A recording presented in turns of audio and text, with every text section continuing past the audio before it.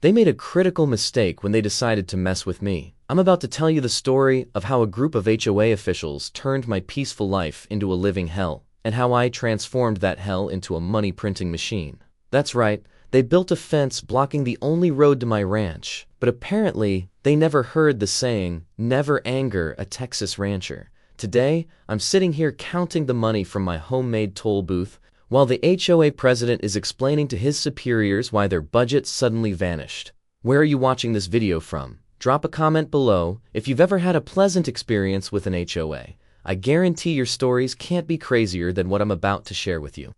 Ethan Morgan, a 38-year-old who works remotely in business consulting but has been passionate about electronics and DIY projects since childhood. 2 years ago, I purchased a 30-acre ranch outside Austin, Texas, to pursue my dream of self-sufficient living. The property wasn't much to look at when I bought it: overgrown fields, a weathered farmhouse that had seen better days, and a ramshackle barn that looked like it might collapse in a strong breeze, but I saw potential where others saw problems. The land was fertile, the water rights were solid, and most importantly, it was far enough from the city to give me peace, but close enough that I could still get supplies when needed.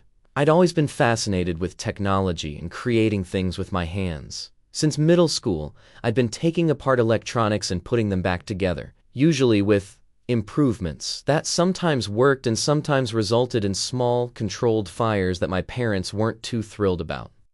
Over time, I taught myself programming and electronics, which came in handy for automating various systems around my property. My first major project was an automated irrigation system that used soil moisture sensors and weather data to optimize watering schedules for my vegetable garden. It saved water and yielded an impressive harvest that first summer. Next came the solar-powered chicken coop, with automated doors that opened at sunrise and closed at sunset to protect my flock from predators. I even rigged up a system that texted me when one of my goats was about to give birth by monitoring their movement patterns. My ranch became my sanctuary and creative playground, where I grew vegetables, raised chickens and goats, and designed technological solutions for farm living. Most weekends, local families would visit to buy fresh eggs and produce, and I occasionally rented out a section of the property for small events and camping trips. The road leading to my property had existed for over 50 years and passed through a small area managed by the Golden Meadows Homeowners Association. The neighborhood was about half a mile from my property, a collection of upper-middle-class homes with manicured lawns and coordinated mailboxes.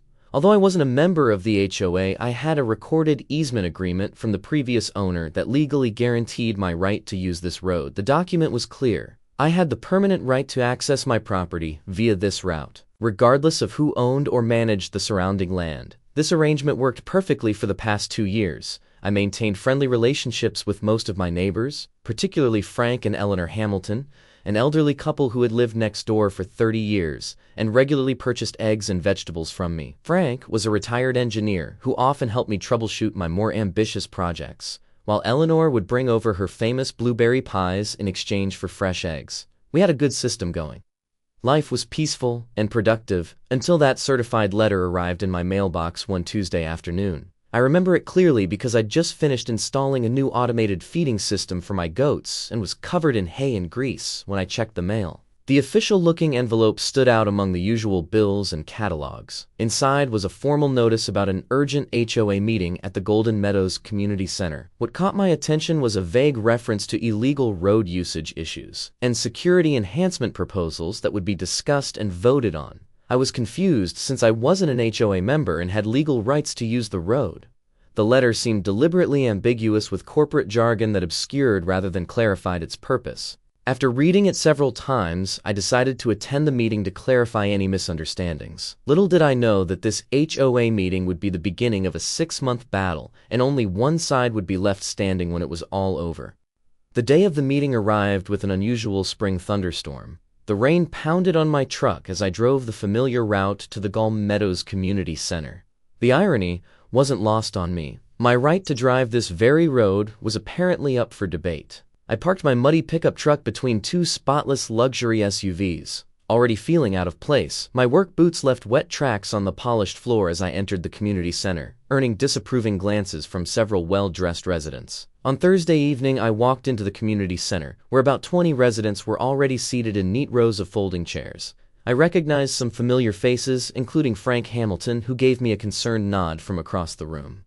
At the front of the room stood a tall man in an expensive suit whom I'd never seen before. His salt and pepper hair was perfectly styled, and his leather shoes gleamed under the fluorescent lights. He had the practiced smile of a politician or a car salesman, the kind that never quite reaches the eyes. He introduced himself as Maxwell Bennett, the new HOA president. Recently relocated from a successful real estate development career in Dallas, he added with obvious pride.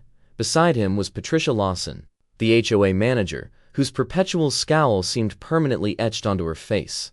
She clutched a tablet to her chest like it contained state secrets, and eyed me with immediate suspicion. Maxwell kicked off the meeting by discussing various community matters. Landscaping contracts, the upcoming community pool renovation, and the annual summer barbecue, before eventually getting to what he called the Ranch Road situation. The casual way he transitioned to this topic, as if it were just another item on the agenda rather than something that could dramatically impact my life, made my blood pressure rise. I noticed Frank shifting uncomfortably in his seat. "As many of you know," Maxwell said with practiced authority, adjusting his expensive-looking tie, "we have plans to develop Golden Meadows Estates on the land adjacent to our community. This premium housing development will significantly increase all of our property values by at least 30%. The architectural plans have been approved, and we've secured most of the funding needed to break ground by fall." He clicked a remote, and a sleek presentation appeared on the wall, showing renderings of luxurious homes with swimming pools and perfectly landscaped gardens. Phase 1 will include 12 executive homes starting at $1,200,000, with a private clubhouse and tennis courts exclusively for Golden Meadows residents, he continued, as appreciative murmurs rippled through the audience. "However, we face one obstacle: the unsightly ranch that creates unwanted traffic through our beautiful community." My blood began to boil as I realized he was talking about my property. The way he said ranch made it sound like a toxic waste dump, rather than a productive farm. Maxwell continued, displaying architectural renderings of a massive security gate and fence system to beautify the entrance and control undesirable traffic. A thinly veiled reference to me and my visitors. "The security gate will feature stone columns, professional landscaping, and a state-of-the-art access system that will enhance both security and property values," he explained, clicking through more images. "Construction is scheduled to begin tomorrow and should be completed within 3 days." I couldn't stay silent any longer. My chair scraped loudly against the floor as I stood up, drawing all eyes in the room. "Excuse me," I said, trying to keep my voice steady despite my rising anger. "I'm Ethan Morgan, the owner of that unsightly ranch you mentioned. I have a legal easement granting me access to my property via that road. You can't just block a legally established right-of-way without any notice or discussion." The room fell silent. Maxwell's expression changed from surprise to disdain in an instant. He clearly hadn't expected me to be present or to speak up. He recovered quickly, though, forcing a condescending smile that made me want to knock his perfect teeth out. "Mr. Morgan, while you may have had some informal arrangement in the past, the HOA has full authority over community roads and security measures," he stated, with an air of authority that suggested the matter was already settled. "Besides, your farm operation is an eyesore that's depressing property values in our community. The board has already approved the security gate project unanimously." He gestured to a group of nodding men and women in the front row, who I assumed were board members. "Of course we're not unreasonable. You'll be able to purchase an access card for an annual fee of $300.00. That's quite generous considering the increased property values and security we're providing." I felt my face growing hot with anger. "This isn't an informal arrangement. It's a recorded easement filed with the county. That's a legal right that you can't simply vote away." I looked around the room, making eye contact with several residents. "And my farm has been there for decades, long before most of your houses were built. The previous owner had no issues with the community, and neither did I until now." Maxwell's smile never wavered, but his eyes hardened. "Well, times change, Mr. Morgan. The board has made its decision. The construction starts tomorrow. I suggest you apply for your access card promptly to avoid any inconvenience." With that, he smoothly moved on to the next agenda item, as if the matter was settled. After the meeting, I stood in the parking lot, still seething with anger. The rain had stopped, but water dripped from the trees overhead, matching my dark mood. George Miller, a longtime resident I recognized from previous community events, approached me cautiously. He was a man in his 60s with kind eyes and a perpetual worry line etched into his forehead. Looking around nervously to ensure no one was watching, he shared something disturbing. Bennett promised investors he'd increase property values by upgrading the area and eliminating undesirable elements, meaning your ranch. He needs your land for the full development. This gate thing is just the first step to pressure you into selling. George's voice dropped to a whisper. He's done this before in other communities. First comes the access restrictions, then mysterious code violations, then water access problems. He'll make your life hell until you give up and sell. I thanked George for the information, feeling a growing sense of dread. When I asked to see documentation about my easement rights, Maxwell claimed they were under review and temporarily unavailable. Legal is looking into the validity of old easements in light of our new security requirements, he said dismissively. I'm sure we'll sort it all out eventually. The implication was clear. He was buying time while moving forward with his plans. As I drove home that night, the headlights of my truck cutting through the darkness, I couldn't shake the feeling that I was about to be railroaded by people with more money and connections than I had. That night, I called my friend Olivier Nguyen, a local real estate attorney I knew from college. Despite the late hours, she picked up on the third ring. I explained the situation while pacing back and forth in my kitchen, occasionally stopping to peer out the window as if expecting to see bulldozers already heading my way. Olivia listened carefully, occasionally asking clarifying questions. When I finished, she let out a low whistle. Ethan, these HOA types can be ruthless, but they can't simply ignore a recorded easement. That's not how property law works, she explained, the sound of keyboard clicks in the background suggesting she was already researching. First thing tomorrow, go to the county registry office and get a certified copy of your easement. If it's properly recorded, they can't legally block your access, but fighting this could take months and cost thousands in legal fees.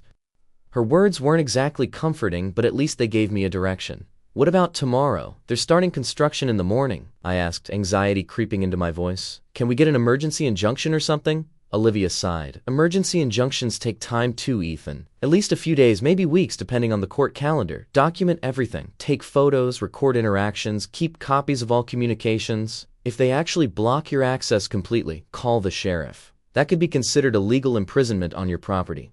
We talked for another half hour, outlining a strategy. By the time we hung up, it was past midnight. Before going to bed, I grabbed a flashlight and walked down my driveway to the main road. Sure enough, there were survey marks and stakes along the roadside, bright orange flags and spray-painted lines marking where the fence and gate would go. They had clearly been planning this for some time. I had a restless night, thinking I had a few days to resolve the legal issues, but when I woke up the next morning to the sound of heavy machinery, I realized the situation had escalated dramatically overnight. The distinctive beep beep beep of construction vehicles backing up dragged me from sleep just after dawn. I threw on clothes and rushed outside, still pulling on my boots as I ran down the driveway.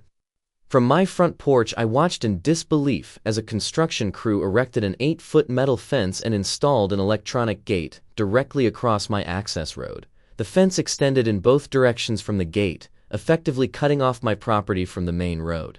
A large, yellow excavator was digging post holes while workers poured concrete for the gate foundations. I rushed over, demanding to speak with whoever was in charge, but the workers simply said they were following orders and couldn't stop the project. "We're just doing what we're paid for, sir," said a worker in a hard hat, not meeting my eyes. "You'll have to talk to the HOA management if you have concerns." Within an hour, Maxwell arrived with Patricia in tow, both of them dressed immaculately despite the early hour and construction site. Maxwell smugly waved what he claimed was a building permit at me, though he was careful not to let me examine it closely. "This is HOA property, Mr. Morgan," he announced with barely concealed satisfaction. "You'll need to register for an access card, $300, 0 cents annually, to use our private road. Patricia can process your application today, though approval typically takes 5 to 7 business days." He smiled that insincere smile again. "Until then, I've authorized a temporary access card for you. We're not monsters after all." I was livid, my hands clenching into fists at my sides. "This is illegal. I have an easement and you know it. You can't block my only access to my property." Maxwell's smile never faltered, but his eyes grew cold. "Mr. Morgan, I understand you're upset, but I'd advise against interfering with a legal construction project. We have all the necessary permits, and I'd hate to have to call the police if you become disruptive." He placed a hand on Patricia's shoulder. "Miss Lawson, please provide Mr. Morgan with his temporary access card. I have other appointments to attend to." With that, he turned and walked back to his luxury SUV, leaving Patricia to handle the situation. Patricia handed me a plastic card with obvious reluctance, as if she were giving away her personal fortune. "This expires in 7 days," she said curtly. "The annual fee must be paid in full before we can issue a permanent card. There are no monthly payment options." Her tone made it clear that she expected me to cause trouble and was almost hoping for it. Left with no immediate options, I took the card and retreated to my truck. The gate was already operational, requiring me to swipe the card to exit my own property. The humiliation and anger I felt in that moment was overwhelming. I drove straight to the county registry office, a 30-minute trip to the courthouse downtown. The registrar, an older woman with glasses hanging from a chain around her neck, helped me locate and obtain a certified copy of my easement document. She raised her eyebrows as she reviewed it. "This is a pretty straightforward perpetual access easement," she commented. "Been in place since 1972, strange that anyone would dispute it." I clutched the document like a lifeline, feeling slightly vindicated but still uncertain about my next steps.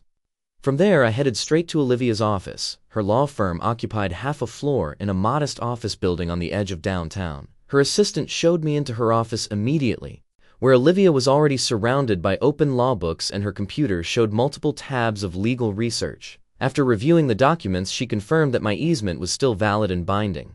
"They can't legally block your access," she stated firmly, removing her reading glasses. "This easement is clear and recorded properly. It runs with the land, which means it transfers with ownership and isn't affected by who owns either property now." She leaned forward, her expression serious. "But getting an emergency injunction could take weeks, and they know it. This is a deliberate delay tactic. They're hoping to force your hand before the legal system can work." Olivia explained that we could file for an emergency injunction, but the courts were backlogged and it would likely be at least 3 weeks before we got a hearing. "Meanwhile, document everything," she advised. "Take photos, record conversations if legal, keep a detailed journal. If they completely block your access even temporarily, call the sheriff immediately and reference your easement rights." I left Olivia's office with a plan, but feeling like I was already several moves behind in a chess game I hadn't realized I was playing.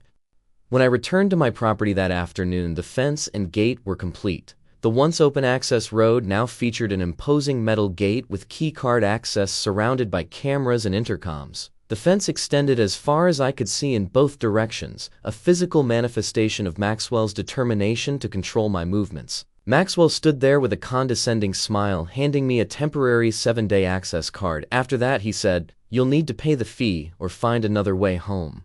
Then he leaned in closer and added, "I know you've been digging into the legal paperwork. Go ahead and file for an injunction.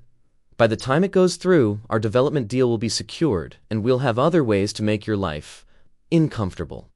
As I watched his smug smile, a sudden idea flashed in my mind. If they wanted to turn my road into a toll gate, why couldn't I do the same? I didn't reveal my thoughts to Maxwell. Instead, I took the access card silently and drove through the gate onto my property. Once inside, I parked my truck and walked my property line, paying particular attention to where the new fence intersected with my land. Something didn't seem right about the placement. The fence appeared to curve slightly at one point, deviating from what I remembered as the property line. I pulled out my property survey from when I purchased the ranch and studied it carefully, comparing landmarks and measurements. After an hour of investigation, I had a suspicion that I needed to confirm the HOA's new gate might actually be partially on my property.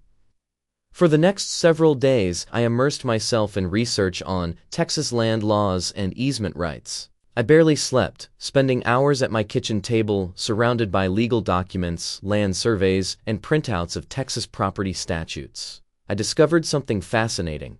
My easement guaranteed me reasonable access to my property, but more importantly, I found through careful examination of the property surveys that the HOA's gate actually encroached slightly onto my land, a surveying error on their part. About 3 feet of the electronic gate mechanism and one of the fence posts were technically on my property. This small detail could change everything. I consulted with Olivia, who confirmed that I had the right to control any structures on my property, including that portion of the gate. If their gate is partially on your land, they've essentially built an unauthorized structure on your property, she explained, her voice conveying a mixture of surprise and satisfaction. That gives you certain rights that they can't easily dismiss. She recommended getting an official survey to confirm my findings before taking any action. "If you're right, this could be the leverage we need. But proceed carefully. We need to be absolutely certain before making any claims." I called my friend Ryan Cooper, a local building contractor who had helped me renovate my barn the previous year. Ryan was a practical, no-nonsense type who harbored a deep distrust of suits and ties, telling regular folks what they can do with their own property, as he put it. I showed him the boundary maps in my property survey. After examining them carefully and walking the property line with me, he confirmed my findings. "No doubt about it," he said, chewing on a toothpick. "They built part of that gate on your land. Probably figured you wouldn't notice, or wouldn't know what to do about it if you did." Ryan helped me formulate a plan to build my own toll booth right next to the HOA gate, on the section of land that was legally mine. With my background in electronics and DIY skills, I could design and program an automated system for the booth. "We'll need to move fast," Ryan advised. "Once they realize what we're up to, they'll try to stop us. Better to ask forgiveness than permission in this case." Ryan and I spent the entire weekend planning and gathering materials, knowing we needed to act quickly while the HOA office was closed. We made runs to hardware stores, electronics suppliers, and lumber yards, gathering everything we would need. "Maxwell thinks he's won," I told Ryan as we finalized our blueprints. "But this weekend he'll learn never to underestimate a rancher with DIY skills and a score to settle." Third evening we began construction. Ryan brought 2 of his most trusted workers and I called in a favor from a buddy who specialized in electrical work. We worked under floodlights, the sounds of power tools occasionally drawing curious glances from passing cars. Thankfully, Maxwell and Patricia didn't make an appearance. Perhaps they thought their victory was already secured. Ryan and I worked through Saturday night into Sunday morning, constructing a professional-looking toll booth adjacent to the HOA gate, firmly on my property. We built a small but sturdy structure with a covered operator area, a lifting arm barrier, and clear signage. I designed and installed the electronic systems myself, including cameras, a payment terminal, and an automated barrier arm I had programmed to lift after payment was received. We installed professional-looking signs reading, "Parking Plead Toll Road, $20 0 cents per cross. Caution 010, 0 cents monthly pass." The signs were printed at a local print shop that had rushed the order for me as a favor. The owner had his own HOA horror stories and was delighted to help. By early Sunday morning, we had a fully functional toll booth with official-looking receipts and a mobile payment system, all completely legal since it was on my property. We even added solar panels and a battery backup system to ensure it couldn't be disabled by cutting power.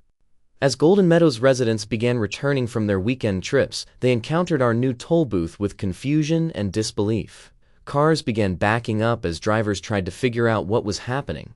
I stood at the booth, wearing a button-up shirt and a professional-looking cap, politely explaining the situation to each driver. "The road crosses my property at this point," I explained calmly to a confused family in a minivan. "Since the HOA has decided to charge for crossing their property, I'm simply doing the same for the portion of the road on my land. It's $20 0 cents per crossing or $100 0 cents for a monthly pass. I accept cash, credit cards, or mobile payments." Some residents were angry, others found it amusing, but most paid because they needed to get home. Few tried to argue or threatened to call the police, but I simply smiled and pointed to the property survey posted clearly on the booth. "Feel free to call them," I said. "I've already discussed this with local law enforcement. This is my property, and I'm within my rights." By mid-afternoon, word had spread throughout the neighborhood, and some residents began taking pictures and videos of the toll booth. I knew it was only a matter of time before Maxwell found out. Sure enough, around 4 p.m., Patricia discovered the toll booth while returning from grocery shopping. Her shocked expression as she rolled down her window was priceless. "What is the meaning of this?" she demanded, her face reddening. "This is illegal. I'm calling Maxwell right now." She refused to pay the toll and parked her car on the side of the road, furiously dialing her phone. When Maxwell arrived 30 minutes later, his face turned crimson with rage. He stormed up to the booth, his expensive shoes kicking up dust. "What the hell do you think you're doing? This is illegal harassment. You can't block a public road," he shouted, attracting a small audience of curious onlookers.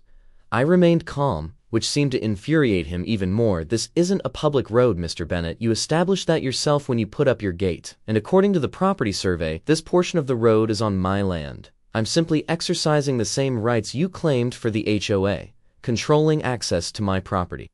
Maxwell threatened to call the police, his voice rising to a near shout. I calmly invited him to do so, explaining that I was standing on my own property with certified survey documents proving it. "I've already spoken with an attorney," I added. "Everything here is perfectly legal. If you have concerns about the property line, you're welcome to commission your own survey." Maxwell pulled out his phone and dramatically called the police, pacing back and forth while describing a road blockage, an illegal toll booth to the dispatcher. Within 20 minutes, Officer Ramirez arrived, a middle-aged cop with a no-nonsense demeanor who I'd met previously when reporting a trespassing incident. Officer Ramirez listened to both sides and carefully reviewed my documentation, including the property survey and easement papers. After a thorough examination, he turned to Maxwell. "Sir, this appears to be a civil matter, not criminal. Mr. Morgan is on his own property according to these surveys. If you dispute the property line, that's something you'll need to address through civil court." Maxwell sputtered indignantly, insisting that I was breaking some law. "Any law." Officer Ramirez remained professional but firm. "Unless you have documentation showing this is your property, there's nothing for me to enforce here. I suggest you consult with your attorney." As Officer Ramirez drove away, Maxwell stood there, red-faced and helpless. But I knew this was just the beginning. War had been declared, and Maxwell Bennett wasn't someone who would surrender easily. The following Monday, Maxwell called an emergency HOA meeting to discuss strategies for dismantling my toll booth. From what I heard later from Frank, Maxwell presented me as a dangerous troublemaker who was threatening property values and community safety. The HOA hired William Davis, an expensive attorney who specialized in real estate disputes. Within days, I received a threatening letter on law firm letterhead demanding I cease operations immediately, claiming various violations of local ordinances, easement misinterpretations, and public nuisance laws. I forwarded the letter to Olivia, who dismissed most of the claims as legal intimidation with little substance. I didn't budge. My toll booth continued functioning, bringing in thousands of dollars in just the first few days. Golden Meadows residents were increasingly frustrated, not with me, but with Maxwell for escalating the situation instead of resolving it. Many began to question why they should pay twice, once to me and once to the HOA, just to get to their homes.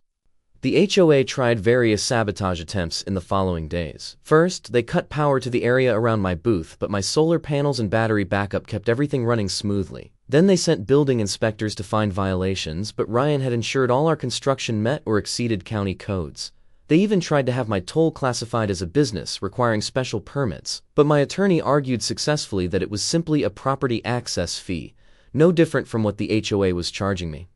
Word of our disputes spread through the community like wildfire. Neighbors talked about it at local shops, in school pickup lines, and at church gatherings. Nancy Fletcher, an influential resident who had lived in Golden Meadows for over 20 years, began questioning Maxwell's handling of the situation at HOA meetings.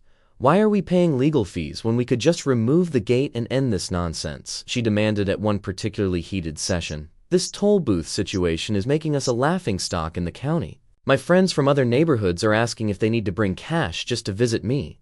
Other residents echoed her sentiments as they continued paying tolls to enter their own neighborhood. Meanwhile, Zoe Sullivan, a local reporter for the Austin Chronicle, contacted me for an interview about what she called the toll war. I invited her to the ranch, showed her the documentation, and explained the situation from my perspective. "I didn't start this fight," I told her. "I just want the access I'm legally entitled to. But if they're going to charge me for crossing their land, I don't see why I can't do the same." Her article, detailing the dispute and Maxwell's heavy-handed tactics, ran the following Sunday and quickly went viral online, garnering support from communities across the country who had their own HOA horror stories. Local TV stations picked up the story next, and soon my little toll booth became something of a tourist attraction, with people driving by just to see it and take selfies.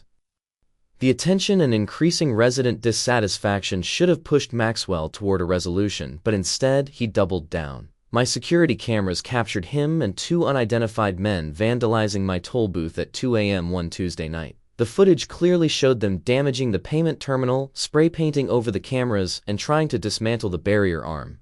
One of the men appeared to be William Davis, the HOA attorney, though his face was partially obscured by a hoodie. The third man remained unidentified.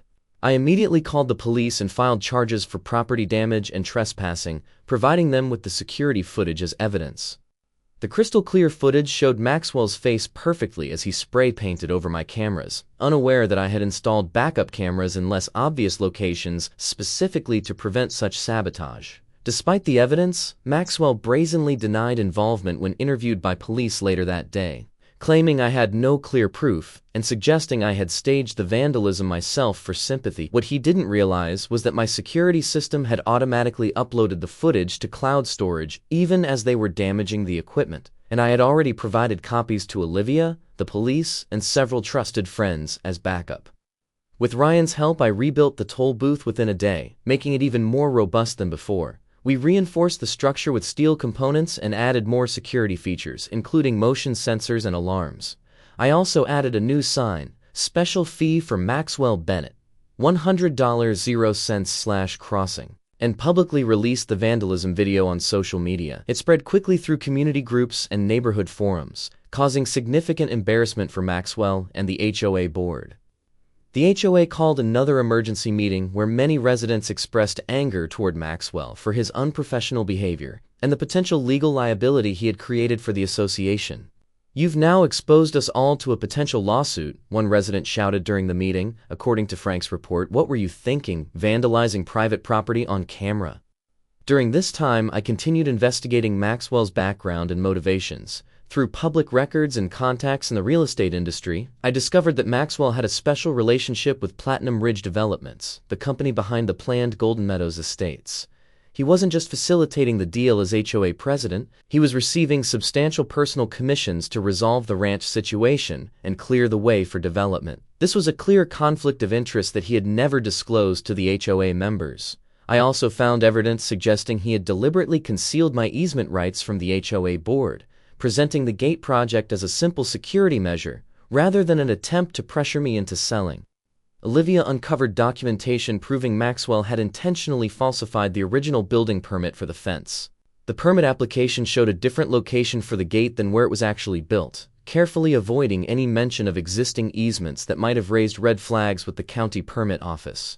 Meanwhile, I obtained a leaked email from an HOA resident in which Maxwell admitted his plan to seize my easement rights to increase property values. Once Morgan realizes he can't easily access his property, he'll have no choice but to sell to us at our price, Maxwell had written. The temporary inconvenience to residents will be worth it when property values increase by 30% with the new development. I now had everything I needed to corner Maxwell, but before delivering the final blow, I wanted to give him one last chance to dig his hole deeper. I sent Maxwell a formal invitation to a peace negotiation at Olivia's law office. To my surprise, he accepted, perhaps believing he could intimidate me in a more formal setting. The meeting was set for Wednesday afternoon. I arrived early, discussing strategy with Olivia and making sure our recording equipment was ready. Maxwell arrived 15 minutes late, a power move designed to assert his importance. He brought William Davis with him, both men in expensive suits that probably cost more than my monthly farm income. During this meeting, I proposed a straightforward deal. I would dismantle the toll booth and drop all charges if the HOA removed their gate and guaranteed my permanent easement rights in writing. "This is a simple solution that ends the conflict immediately," I explained.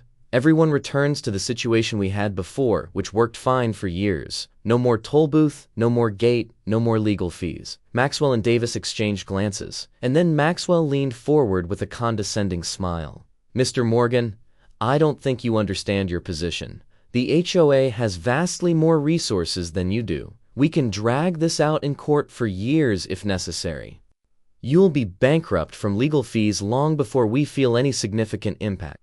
Maxwell, overconfident as ever, rejected the offer and revealed more details about his development plans, including how he had manipulated the HOA board by withholding key information. "Most of those idiots don't even read the documentation I provide," he boasted. "They just vote how I tell them to vote. This development will happen with or without your cooperation. The only question is whether you'll profit from it by selling now or be financially ruined fighting it." What he didn't know was that our conversation was being legally recorded, with Olivia as witness. Texas law allows recording if one party consents, and we had carefully placed a notice in the meeting room disclosing that recording might occur, a detail Maxwell and Davis had overlooked in their arrogance. The next day I released everything: the vandalism video, the leaked emails, documentation of Maxwell's conflict of interest, and the recording of our recent meeting. I posted it all on social media, sent copies to every HOA member, and provided the package to Zoe Sullivan at the Chronicle. The reaction was immediate and overwhelming. Zoe wrote a detailed expose about the situation, including evidence of Maxwell's financial relationship with the development company and his efforts to conceal information from HOA members. The article was picked up by larger news outlets, bringing unwanted scrutiny to both Maxwell and Platinum Ridge developments. The HOA board called an emergency session where multiple members demanded Maxwell's immediate termination. The meeting was chaotic, with residents yelling and demanding answers. Maxwell tried to defend himself, claiming the recordings were doctored and the evidence fabricated, but few believed him. Patricia sat silently beside him, her expression suggesting she was already planning her exit strategy. Within a week, Maxwell was fired by the HOA, facing a civil lawsuit from me and potential criminal charges for vandalism. William Davis quietly withdrew as HOA counsel, likely realizing he had been recorded potentially participating in criminal activity. The new HOA board, led by Nancy Fletcher as interim president, moved quickly to resolve the situation. They voted unanimously to remove the gate and formally recognize my permanent easement rights in a legally binding document. They also agreed to pay for the damage to my toll booth and cover my legal expenses as part of a settlement agreement. Platinum Ridge Developments withdrew from the Golden Meadows Estates project after the scandal, unwilling to be associated with the negative publicity. The land that had been slated for development was later purchased by a conservation trust and preserved as a natural area, allowing the community to maintain its semi-rural character. Maxwell made a final desperate attempt to sue me for defamation, but the court dismissed his case when he couldn't prove any of the evidence I'd shared was false. The criminal charges for vandalism were eventually settled with a plea deal that included community service hours and restitution payments. I decided to use the money collected from the toll booth, over $15,000, to establish a land rights defense fund to help others facing similar HOA bullying. The irony wasn't lost on me that Maxwell's attempt to extort money from me had created a resource to help others fight against similar tactics. I hosted a large BBQ party at my ranch, inviting all Golden Meadows residents, except Maxwell, and local media. The event became a celebration of community solidarity, with many residents expressing relief that the toll war was finally over. At this gathering, I announced plans to expand my ranch into a community agricultural education center, creating positive relationships with my neighbors. This land has always been meant to be shared, I told the gathered crowd. Instead of being a point of conflict, I want it to be a place where we can all come together and learn from each other. Frank and Eleanor Hamilton were among the first to volunteer to help with the educational programs. Frank offered to teach basic electronics to kids, showing them how to build simple circuits and solar-powered gadgets, while Eleanor would lead gardening workshops. Other neighbors soon joined in, offering their own skills and knowledge. What had started as an adversarial relationship between my ranch and the community was transforming into a collaborative partnership. 1 year later, my ranch had become a community hub featuring gardening classes, farmers markets, DIY workshops on agricultural automation, and weekend events. Local schools brought students for field trips, and the University Agricultural Extension Office partnered with us for research projects. Maxwell was forced to sell his home and relocate after being ostracized by the community. I installed a small sign where the toll booth once stood. Never pick a fight with a rancher who knows how to build things and has too much free time. The former gate location was transformed into a welcoming entrance, with wildflowers and a seating area. The HOA underwent significant reforms, requiring transparency and limiting the president's authority. George Miller joined the board and advocated for reasonable enforcement of community standards. My DIY skills found new purpose as I helped neighbors set up solar systems and automated irrigation. I published an online guide to farm automation that gained popularity among small-scale farmers nationwide.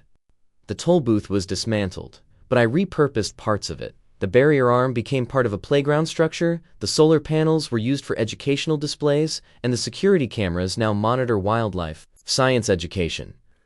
Zoe Sullivan's article about our dispute won a journalism award and launched her career covering community activism. This experience taught me that communities are stronger than individuals motivated by greed. Property values in Golden Meadows actually increased, despite the luxury development falling through. Living next to a vibrant educational farm proved more appealing than another cookie-cutter housing development. If you're facing your own Maxwell Bennett, remember to document everything. Know your rights, build community alliances, and don't be afraid to get creative. The principles of standing your ground, highlighting injustice, and using innovation to level the playing field can help you overcome bureaucratic bullying. Today, as neighbors stop by for fresh eggs or workshops, it's hard to believe this property was once at the center of such conflict. The fence meant to isolate has been replaced by open gates that welcome. Sometimes the little guy with a creative idea and a stubborn streak can triumph over those who mistake money for rightness and power for authority.